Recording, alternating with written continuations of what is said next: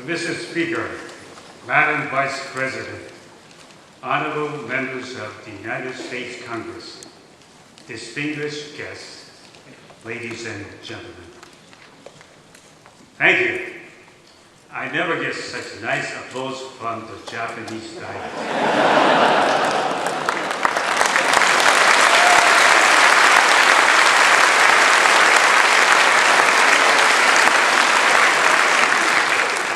And let me introduce my wife, Yuko, who is in the gallery.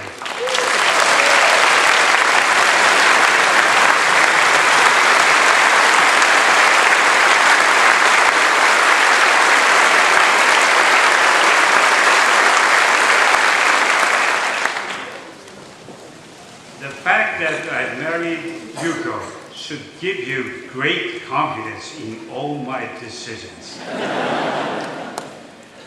I'm truly honored to speak here in this citadel of democracy and before you, the representatives of the American people. 9 years ago, the late Prime Minister Abe, who was a close friend of mine, stood in this very spot and gave an address titled Toward an Alliance of Hope.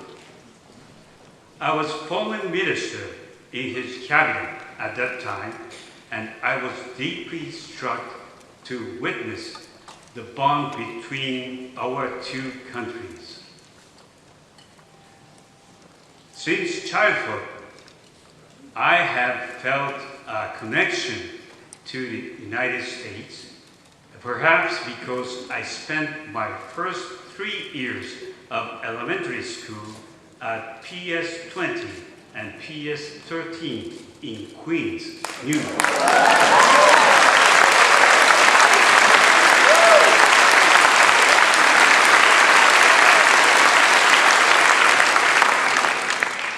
Even though I was the only Japanese student there, my classmates kindly accepted me and helped me immerse myself in a new culture. We arrived in the fall of 1963, and for several years, my family lived like Americans. My father would take the subway to Manhattan, where he worked as a trade official. We rooted for the Mets and the Yankees, and ate hot dogs at the Coney Island. On vacation, we would go Niagara Falls or here to Washington, D.C.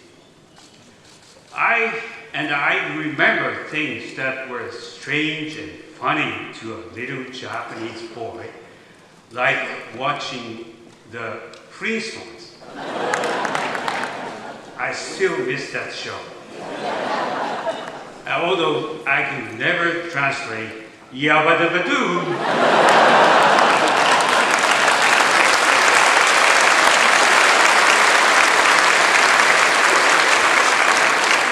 After 60 years, I have a message for the good people of Queens. Thank you for making my family and me feel so welcome. I have never forgotten you.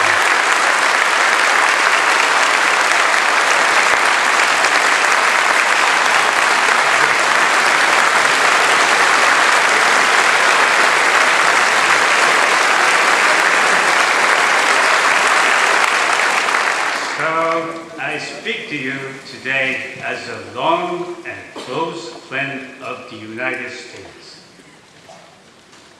I know that the National Park Service is undertaking a rehabilitation project in the tidal basin. As a gesture of friendship, Japan will provide 250 cherry trees that will be planted there in anticipation of the 50th anniversary of your independence.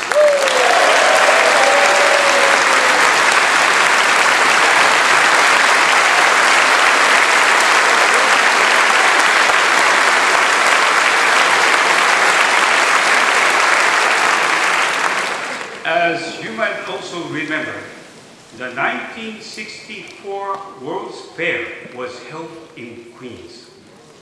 Its symbol was a giant Unisphere, and the fair's theme was peace through understanding.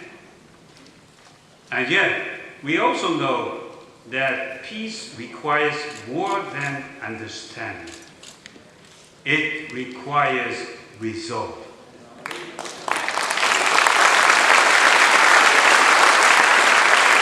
The U.S. shaped the international order in the post-war world through economic, diplomatic, military, and technological power. It championed freedom and democracy. It encouraged the stability and prosperity of nations, including Japan. And when necessary, it made noble sacrifices to fulfill its commitment to a better world.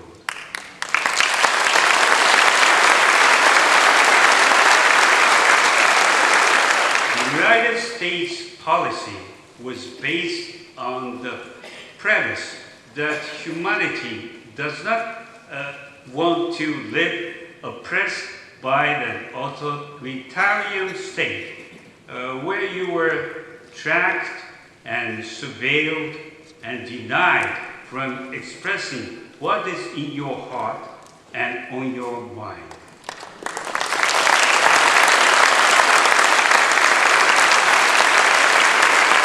You believe that freedom is the oxygen of humanity.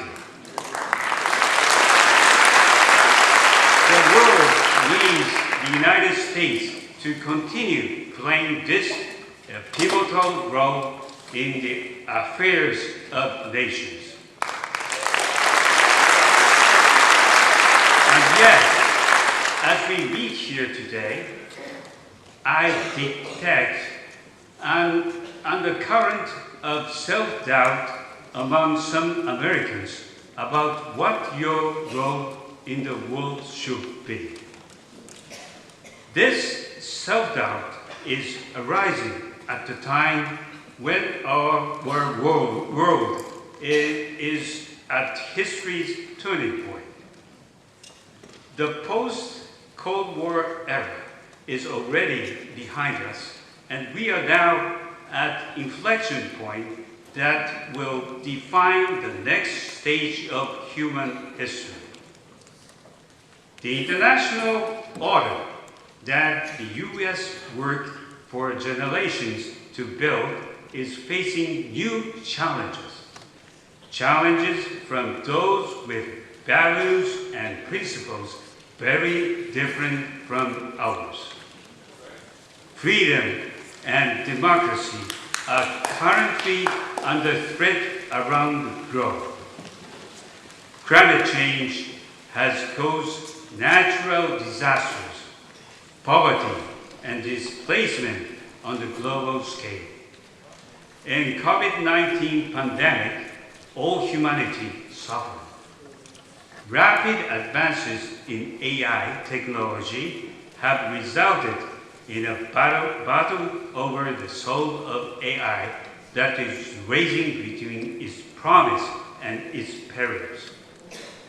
The balance of economic power is shifting. The global South plays a greater role in responding to challenges and opportunities and calls for a larger voice.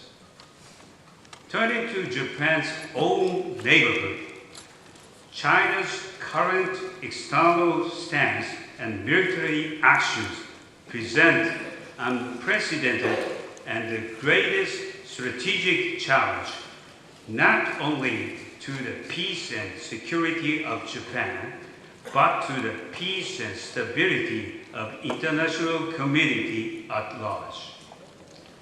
While such a challenge from China continues, our commitment to upholding a free and open international order based on the rule of law as well as peace, will continue to be defining agenda going forward.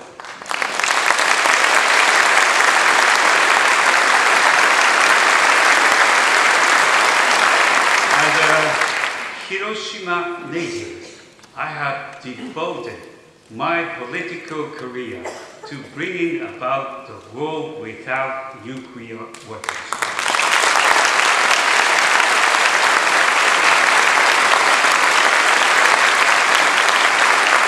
For years, I have worked to revitalize the Non-Proliferation Treaty regime so that we can gain momentum in pursuit of the aspiration.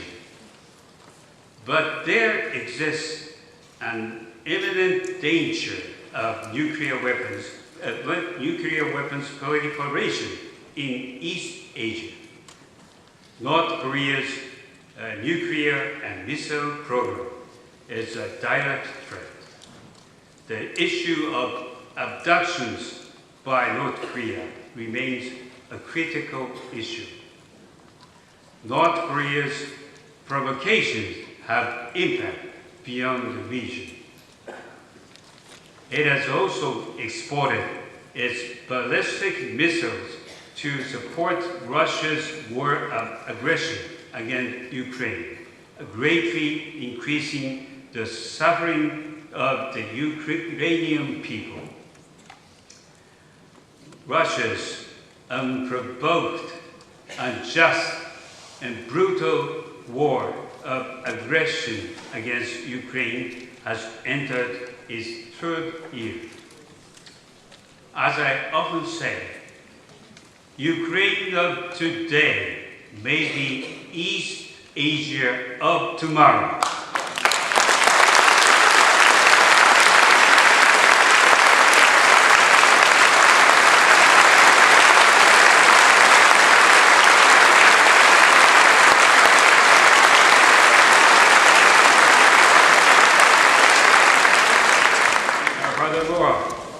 Russia continues to threaten the use of nuclear weapons, which has contributed to worldwide concern that yet another catastrophe by nuclear weapon use is a real possibility. In this reality, close coordination between Japan and the US is required more than ever to ensure that the deterrence our alliance provides remains credible and resilient.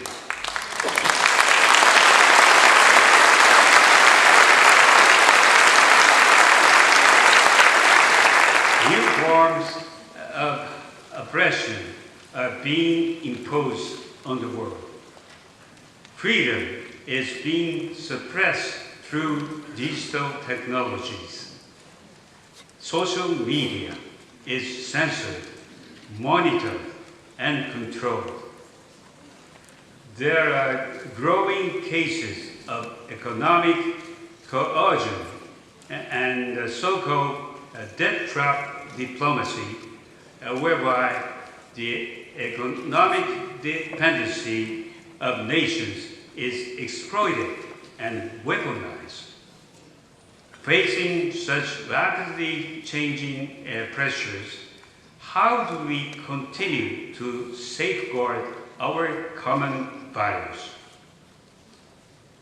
I want to address those Americans who feel the loneliness and exhaustion of being the country that has upheld the international order almost single-handedly. I understand it is a heavy burden to carry such hopes on your shoulders. Although the world looks to your leadership, the U.S. should not be expected to do it all, unaided and on your own.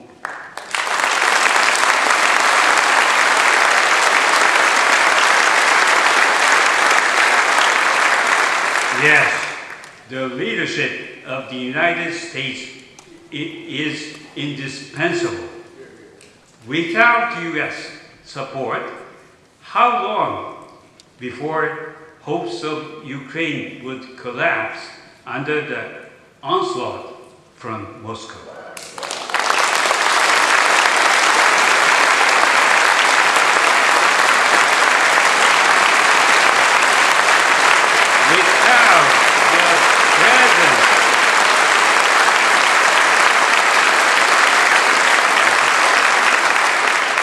Without the presence of the United States, how long before the Indo-Pacific would face even harsher realities?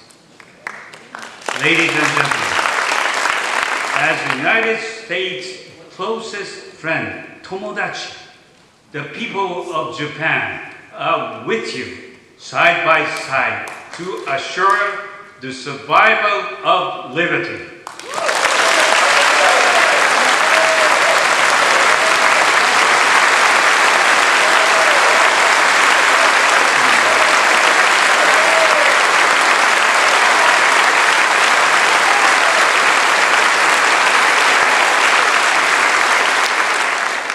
Not just for our people, but for all people.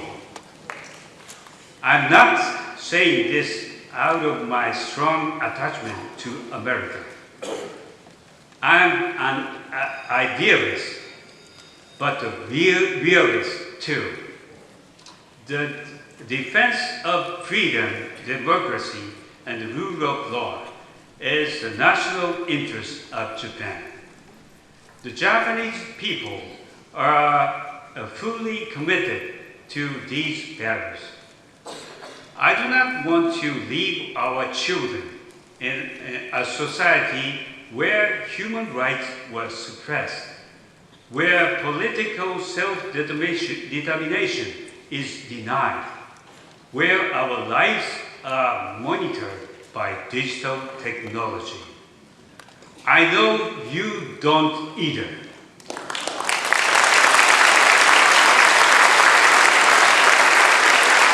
Upholding these values is both a cause and a benefit for our two countries, as well as for the generations to come across the world. Right now, Japanese and U.S. service members are working side by side to deter aggression and ensure peace.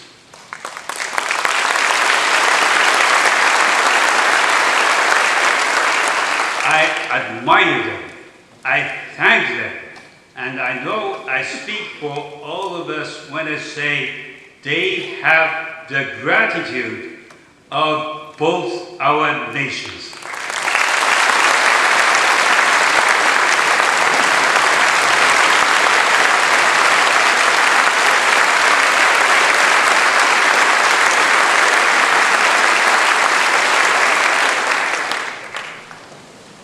On the spaceship called Freedom and Democracy, Japan is proud to be your shipmate.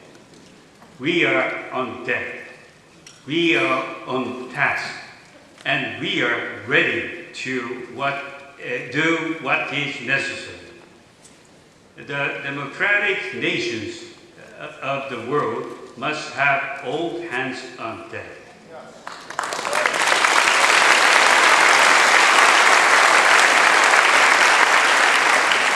I'm here to say that Japan is already standing shoulder to shoulder with the United States. You are not alone. We are with you.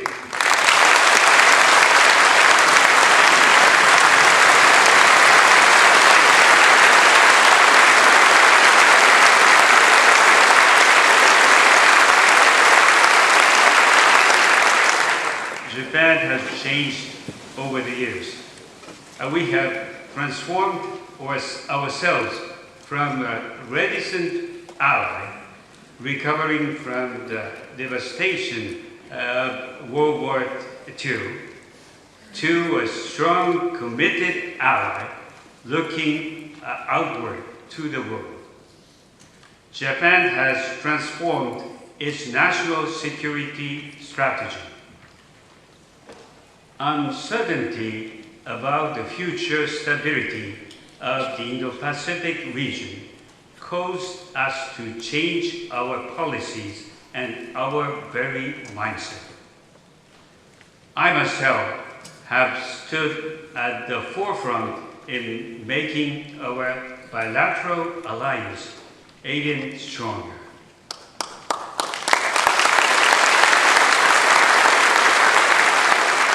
In 2022, we announced that we would secure substantial increase of our defense budget by fiscal year 2027 to 2% of GDP.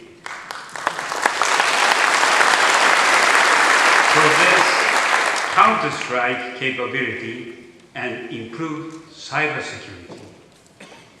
Today, the deterrence that our alliance provides is stronger than ever, bolstered by U.S. extended deterrence for Japan. Japan has taken strong sanctions against Russia in the wake of its aggression against Ukraine.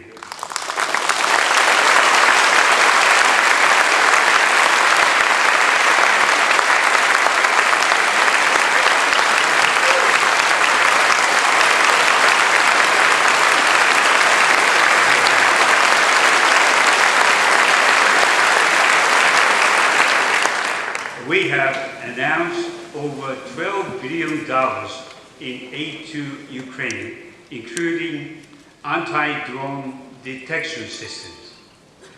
This is a part of NATO's aid package. And yes, we were even working with NATO on the other side of the world from us.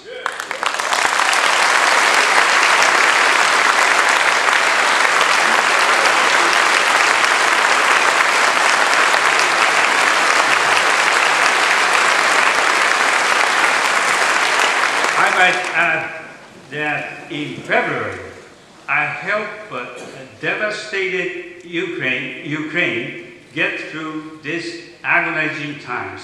I hosted the Conference for Ukraine's Economic Growth and Reconstruction. Japan will continue to stand with Ukraine.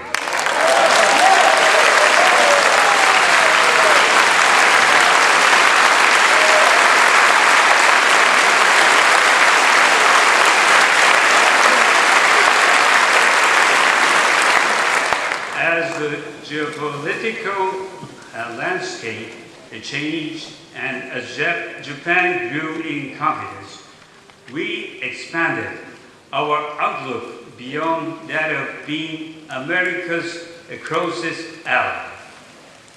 We first became a regional partner of the United States, and now we have become your global partner. Never has our relationship been so close, our vision and approach so united.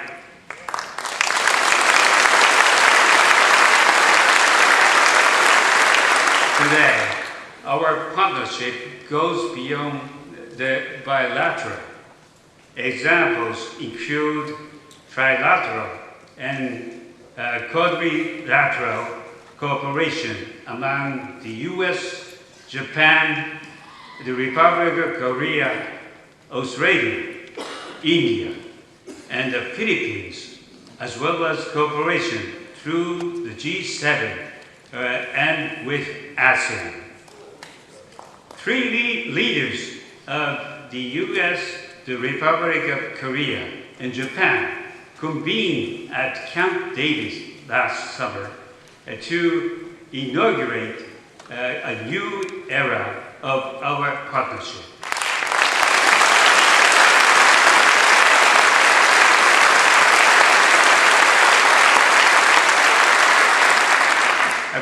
Through these various endeavors emerges a multi-layered regional framework where our alliance serves as a force multiplier. And together with these like-minded countries, we are working to realize a free and open Indo-Pacific.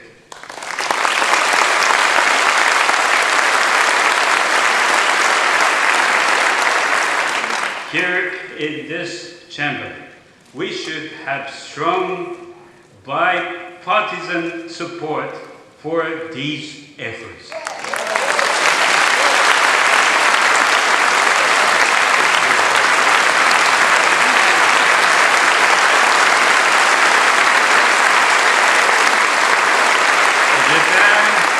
Japan believes in U.S. leadership, and we also believe in the U.S. economy.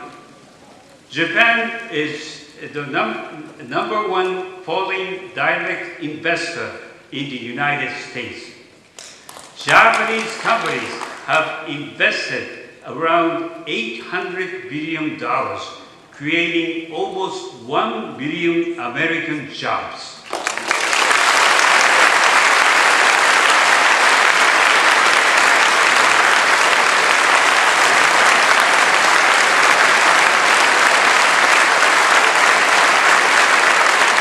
These are good jobs, with 500,000 jobs in manufacturing sector alone.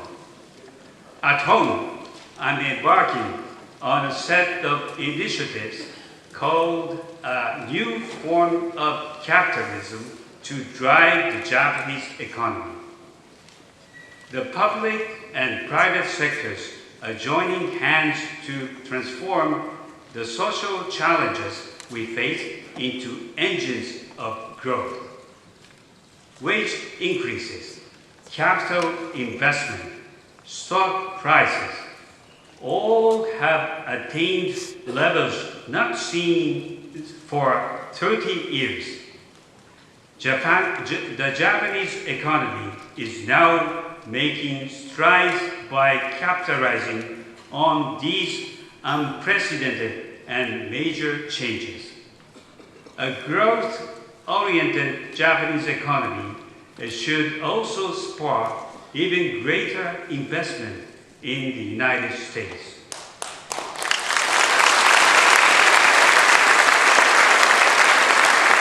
And we can then help boost the global economy to steer it toward a strong growth trajectory in the years to come.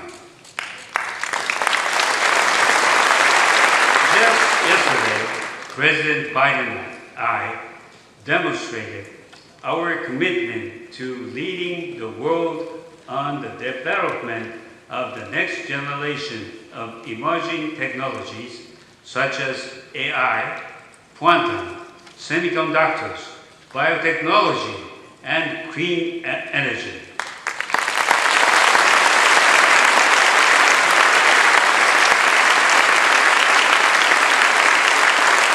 And the scope of our bilateral cooperation expands to space as well, illuminating our path toward a brighter and more hopeful tomorrow.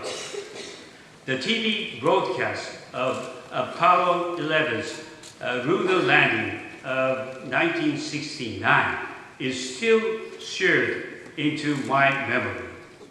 Japan's lunar lander mission in January achieved the first pinpoint landing in history.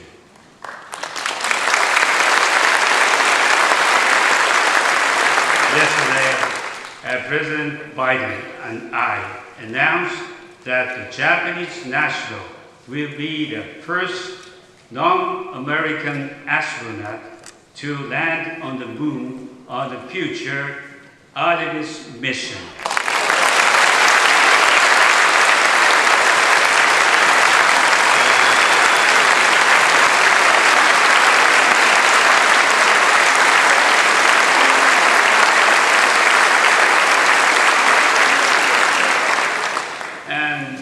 we have two astronauts with us today. Would Mr. Hoshide and Mr. Tani please stand?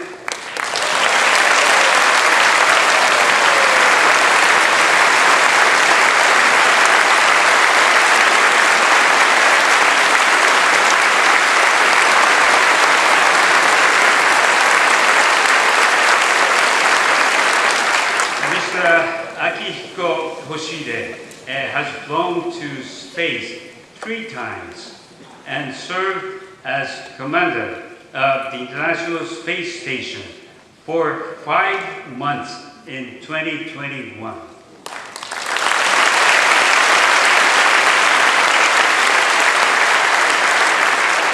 And next to him is Mr. Daniel Tani.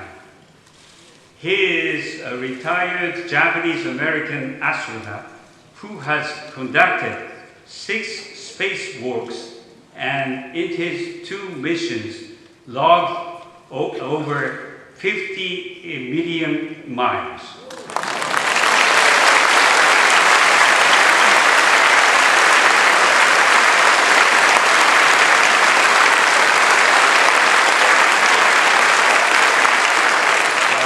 Which is a lot of freaking fire points.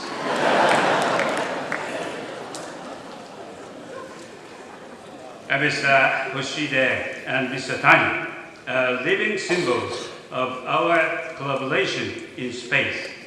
And we will have many more such collaborations in the future.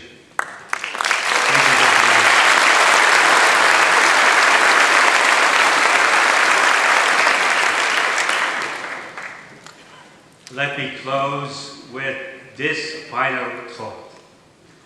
I want you to know how seriously Japan takes its role as the United States' closest ally. Together, we carry a large responsibility.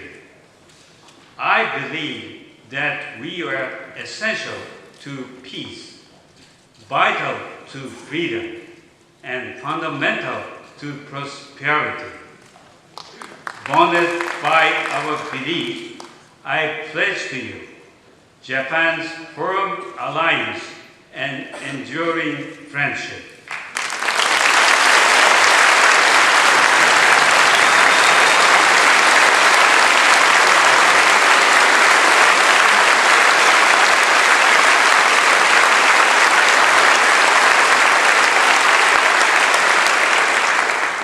Global partners for the future.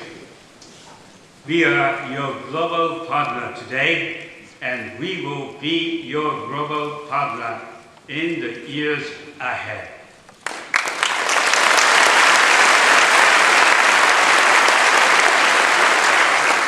Thank you for inviting me.